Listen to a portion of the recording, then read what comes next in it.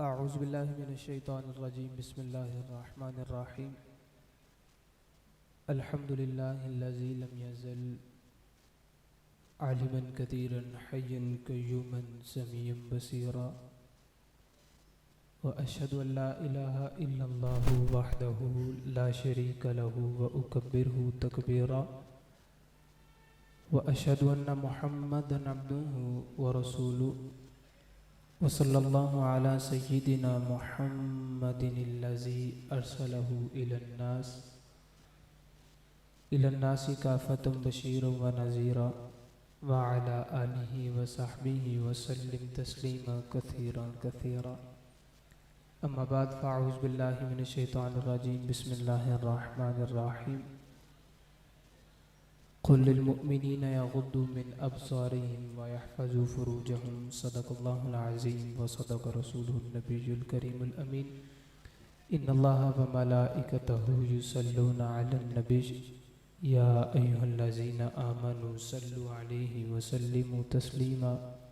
सलातु व सलामु अलैका या सय्यदी या रसूलल्लाह। कोई ज़ुबान कोई लब खामोश न रहे। एक मरतबा सलातु व सलामु अलैका या सय्यदी या नबी अल्लाह व अला आलिका व अस्हाबिका या सय्यदी या नूरुल्लाह।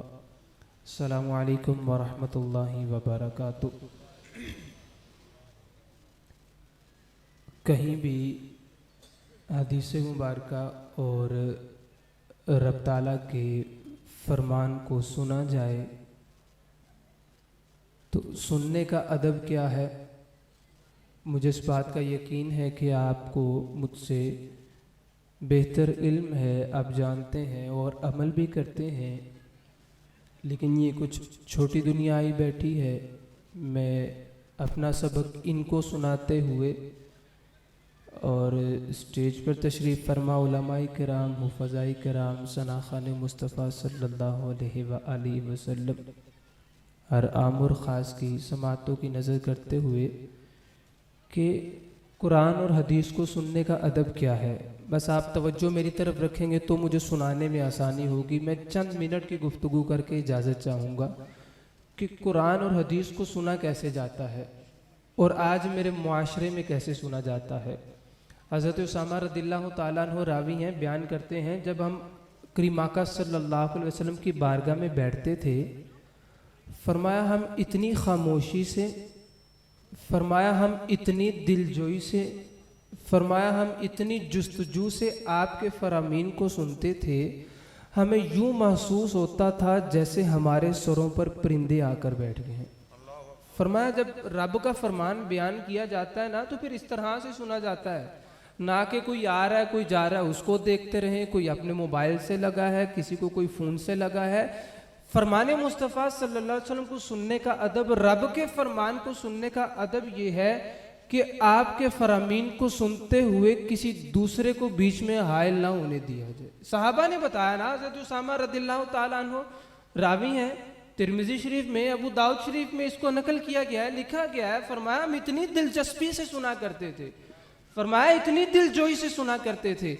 आज मैं भी जो आपकी समातों की नज़र करूंगा, यकीनी तौर पे रब और उसके महबूब सल्लल्लाहु अलैहि वसल्लम का फरमान होगा और मेरा और आपका हक भी यही बनता है इस तरह से फरमान सुना जाए जिस तरह ने सहाबा ने फरमान सुनकर अमल करके मुझे और आपको बताया है। अल्लाह ताला मुझे और आपको अमल पैरा होने की तौफीक अता फरमाए। बयान मुझसे पहले किबला अलामा साहब ने कर दिया है, मैं कुछ सबक लेकर आया हूँ, आपकी समातों की नज़र करता चला जाऊँ कि रब ने कुरान में आज के हमारे मुआशरे की बढ़ती हुई बुराई को किस तरह से बयान किया है।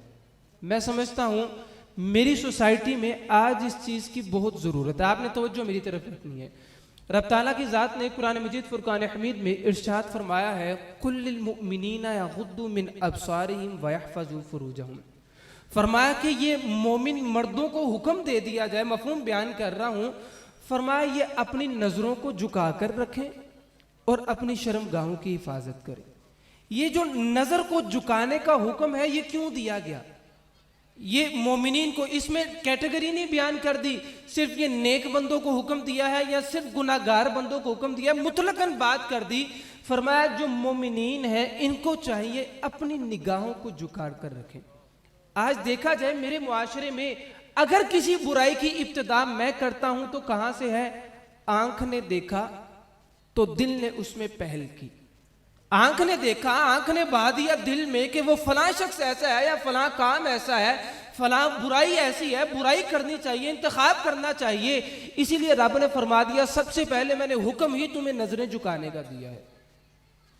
आज मेरी नजर में ये करीम आका सल्लल्लाहु अलैहि वसल्लम के जो फरामीन है, रब ताला के जो फरामीन है, ये हम तक पहुंचेंगे किस तरह से? ये जो नौजवान तशरीफ फरमा है, ये जो छोटे बच्चे तशरीफ फरमाए, वालिदैन यहाँ तशरीफ फरमाए, मुझे बिल्कुल इस बात का कामिल यकीन है कि हमने अपनी औलादों की तरबियत बिला शक व शुबा ऐसे ही की है जिस तरह से कुरान में रब ने बयान कर दिया है, जिस तरह से फखरे दो आलम सल्लल्लाहु अलैहि वसल्लम ने बयान कर दिया है। क्यों ना शान ना बयान कर दी जाए कि कुरैश की सबसे आला खवातीन की निशानी क्या थी? वालिदैन तशरीफ फरमाए ना, जब अपनी औलाद की हम तरबियत करें, ये आज एक तरबियत का रंग है कि हम किसी की महफिल में आए बैठे हैं। एक उन्होंने महफिल सजाई, किसी ने दिल में डाला, किसी से मोहब्बत थी, किसी से कनेक्शन था, उनके बयानात को सुना, या उस कनेक्शन के स्ट्रॉन्ग होने की वजह से आज आपको भी दावत मिल गई, मुझे भी दावत मिल गई। इनाम क्या मिलेगा? आज ये साले साहब की महफिल यहाँ पर कर रहे हैं, इनाम क्या मिलेगा? जो भी इस महफिल पाक को सजाने में जिसने जैसी काविश की है, फखरे दो आलम सल्लल्लाहु अलैहि वसल्लम फरमाते हैं इन्ना रजुला लतुरफउ दरजातुहु फिल जन्ना, आदमी का जन्नत में दर्जा बुलंद कर दिया जाता है। फयकूलु अन्ना हाजा, पूछता है मैं किस तरह से मेरे दर्जात को बुलंद किया? मैं बजाते खुद नेक अमल नहीं कर सकता था, मैं कोई बुराई नहीं कर सकता था। फयकूलु अन्ना हाजा, मेरे दर्जात को किस तरह से बुलंद किया गया? फरमाया जाता है फयुकालु बिस्तिगफारी वलदिक लक, from your sons praying for forgiveness for you. आज तेरी औलाद ने तेरे लिए दुनिया में रहते हुए दुआएं बख्शिश की है, अल्लाह ने तेरी औलाद की दुआ को कबूल करते हुए जन्नत में तेरे दर्जात को बुलंद कर दिया।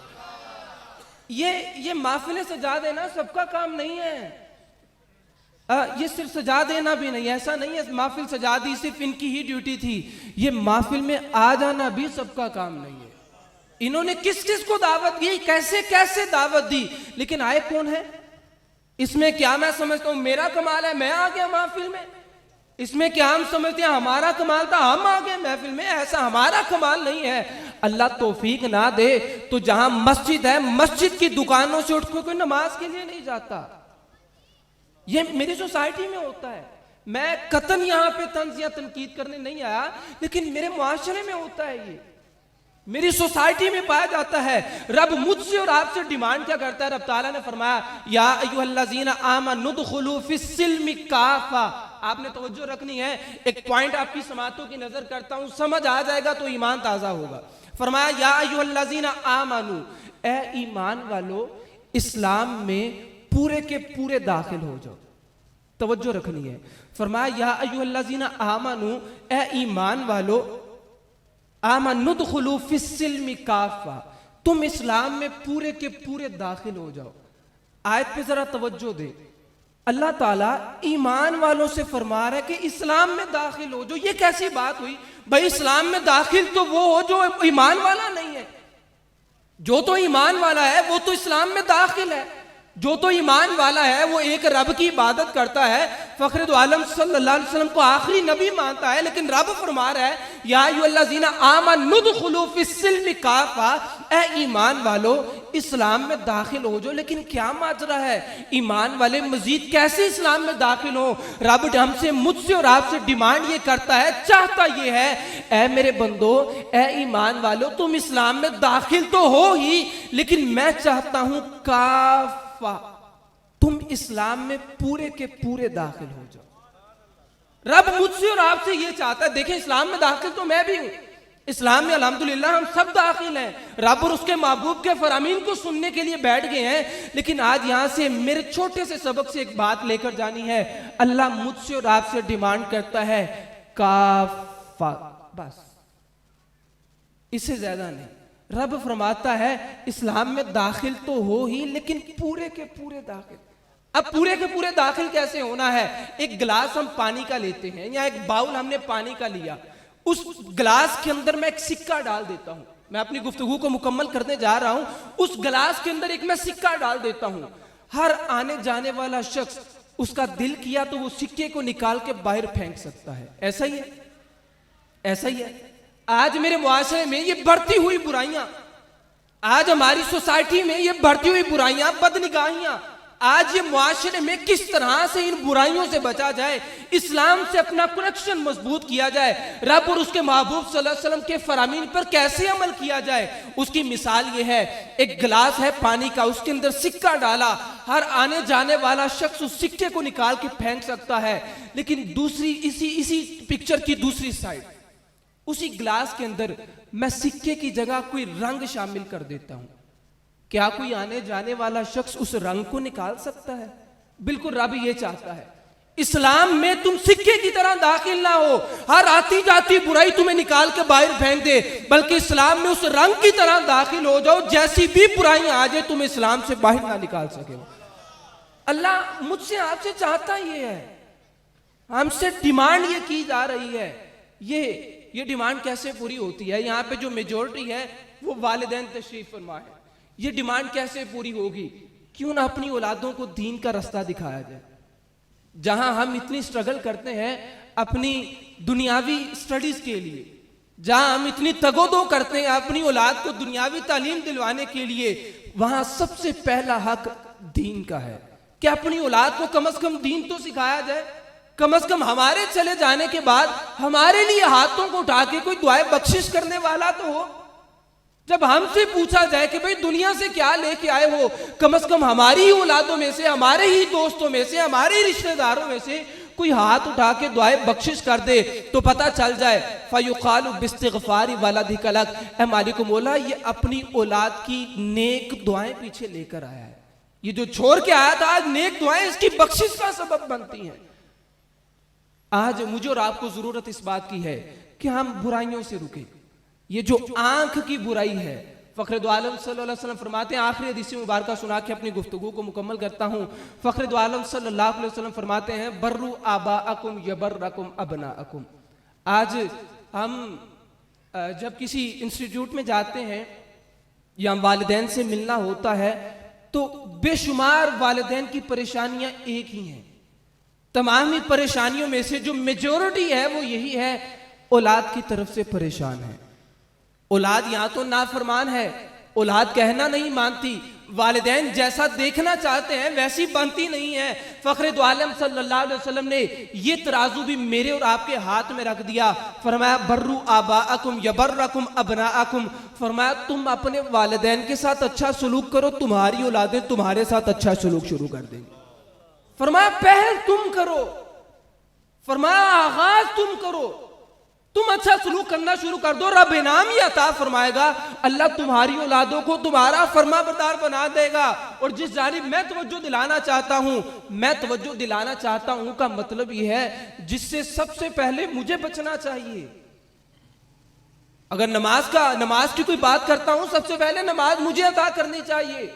आज मेरी सोसाइटी में है क्या कि आज बात तो अजीब है लेकिन मैं कर देता हूं, मैंने किसी जगह पे इस चीज को देखा, तहरीर लिखी थी कि हम आज एक ऐसे मुआशरे में रहते हैं जहां पर हमने किसी को जज करना है, हमने किसी का एहतसाब करना है। फरमाया वहां पे किसी ने लिखा था कि हम आज ऐसी सोसाइटी में रहते हैं जहां पर जो जजेस हैं पाकिस्तान के वो तो साल लगा देते हैं जज करने के लिए, लेकिन जो सोसाइटी है पाकिस्तान की वो 1 मिनट भी नहीं लगाती। हम 1 मिनट भी नहीं लगाते, गुजरते हुए बंदों को हम तोल देते हैं, यार ये हराम कमाता है या हलाल कमाता है, ये नमाजी है या बेनमाजी है, ये बदनिगाही करता है या नहीं करता। भाई मैं करता हूं या नहीं, बरोज़े क़यामत मुझे मेरा पूछा जाएगा। सबसे पहला सवाल मुझसे मेरा होगा। हाँ वालिदैन है, फिर उनको सवाल होगा तेरी औलाद थी, बीवी थी, तेरे अंडर एक पूरा घर था, तूने अपने घर की तरबियत की। हदीस मुबारक के आखिरी अल्फाज हैं, फरमाया फखरे दो आलम सल्लल्लाहु अलैहि वसल्लम ने वइफु अन्निसा इन्नासी तइफा निसाअकुम, फरमाया तुम दूसरों की खवातीन को माफ करो, इनाम ये मिलेगा दूसरे तुम्हारी खवातीन को माफ कर देंगे।